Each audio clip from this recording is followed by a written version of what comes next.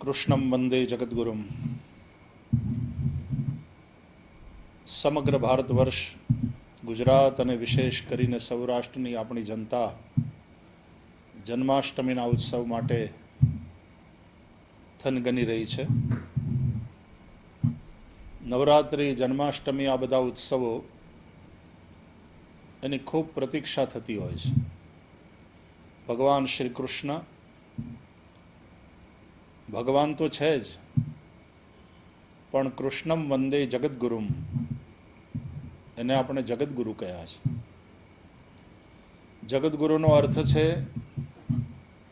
જેમના ઉપદેશો, જેમનું માર્ગદર્શન કોઈ પણ પ્રકારના ભેદભાવ વગર સમગ્ર જગતનું કલ્યાણ કરવામાં સમર્થ હોય,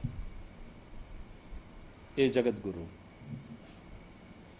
ભગવાન શ્રી કૃષ્ણનું ચરિત્ર શ્રીમદ ભાગવતમાં અને અન્ય પુરાણોમાં આપણે સાંભળતા હોઈએ છીએ. કથાઓ ચાલતી રહેતી હોય છે અને હરિગુણ ગાયકો આપણને ભગવાનની લીલાઓ સંભળાવે છે.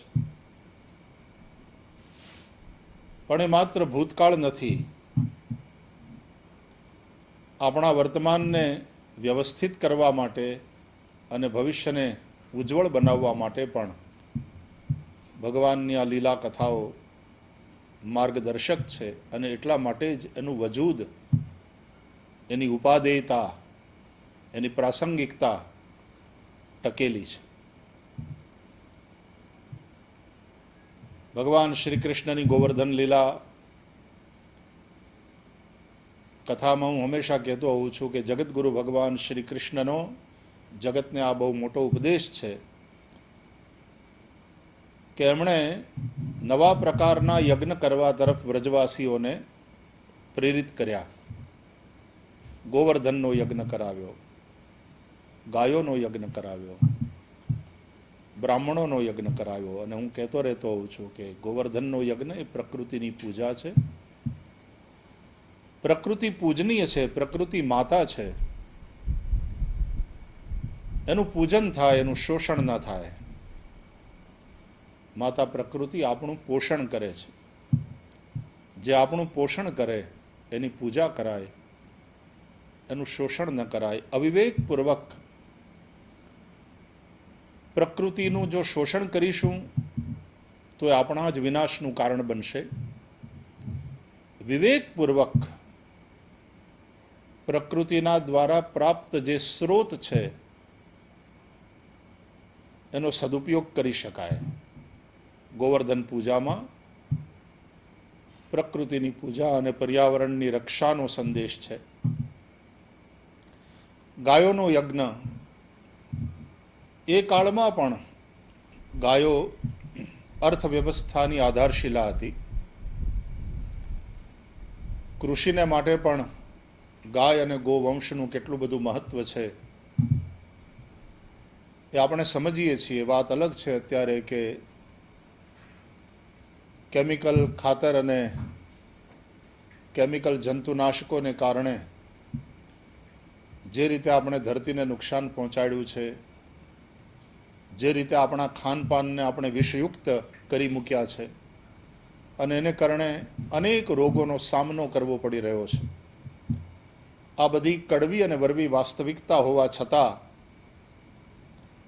આપણે ભગવાન શ્રી કૃષ્ણના એ ઉપદેશ તરફ અનેક કારણોસર નથી જોતા કે નથી જોઈ શકતા. ધીરે ધીરે પ્રાકૃતિક ખેતીનું વલણ વધ્યું છે. વર્તમાન સમયમાં પણ ભારત હજી કૃષિ પ્રધાન રાષ્ટ્ર છે.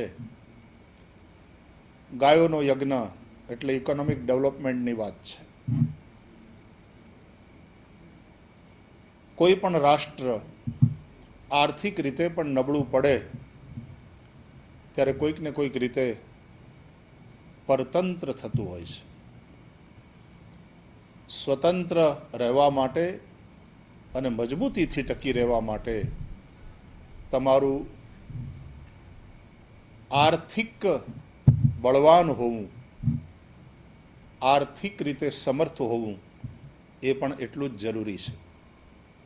આનંદની વાત એ છે કે આપણો દેશ ભારત વિશ્વની 5મી ઇકોનોમી તરફથી ધીમે ધીમે વિશ્વની 3જી મોટી ઇકોનોમી બનવા તરફ ગતિ કરી રહ્યો છે. પણ એ આર્થિક વિકાસ પણ વિવેકપૂર્ણ હોય એ માનવજાતના સ્વસ્થ અસ્તિત્વ માટે ખૂબ અગત્યની વાત છે. ત્રીજી વાત તે બ્રાહ્મણોનો યજ્ઞ. બ્રાહ્મણ એટલે શિક્ષક.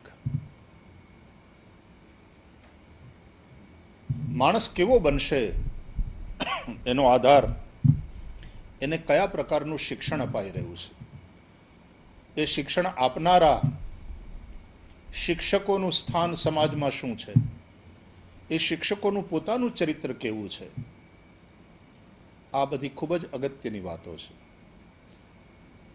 ભગવાન શ્રી કૃષ્ણે વ્રજવાસીઓને એ સમયે જે ગોવર્ધનનો યજ્ઞ, ગાયોનો યજ્ઞ અને બ્રાહ્મણોનો યજ્ઞ કરવાનું કહ્યું, આ વાત એટલા માટે યાદ આવી કે આજે પણ અને કોઈ પણ કાળે અને વિશ્વના કોઈ પણ સમાજ માટે આ ત્રણેય વાતો ખૂબ અગત્યની છે. કૃષ્ણમ વંદે જગદગુરુમ. જન્માષ્ટમીને ખૂબ ધામધૂમથી ઉજવીશું, મેળાઓનો આનંદ લઈશું, પણ ભગવાન શ્રી કૃષ્ણના પ્રાગટ્યના ઉત્સવની સાથે સાથે જગદગુરુ ભગવાન શ્રી કૃષ્ણે જે આપણને શીખવાડ્યું છે, જે ઉપદેશ આપ્યા છે, ભગવદ્ ગીતા એક આધ્યાત્મિક ઉપદેશ છે જ, પણ એની સાથે સાથે પોતાના જીવન દ્વારા, પોતાના ચરિત્ર દ્વારા ભગવાને જે ઉપદેશ આપ્યા છે, સતત સંઘર્ષમય જીવન શ્રી કૃષ્ણનું.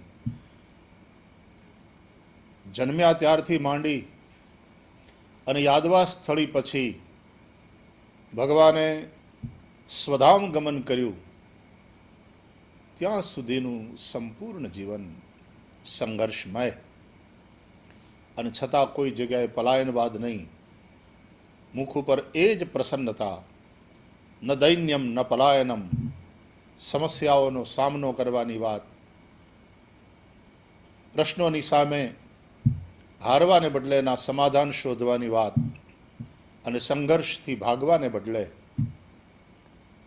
લડવાની વાત, આ બધી જ વાતો ભગવાન શ્રી કૃષ્ણના ચરિત્રમાંથી આપણે શીખવાની છે. ખૂબ ઉત્સાહપૂર્વક ઉજવીએ જન્માષ્ટમી. જગદગુરુ ભગવાન શ્રી કૃષ્ણના આ સંદેશને સતત સ્મરણમાં રાખીને ઉજવીએ.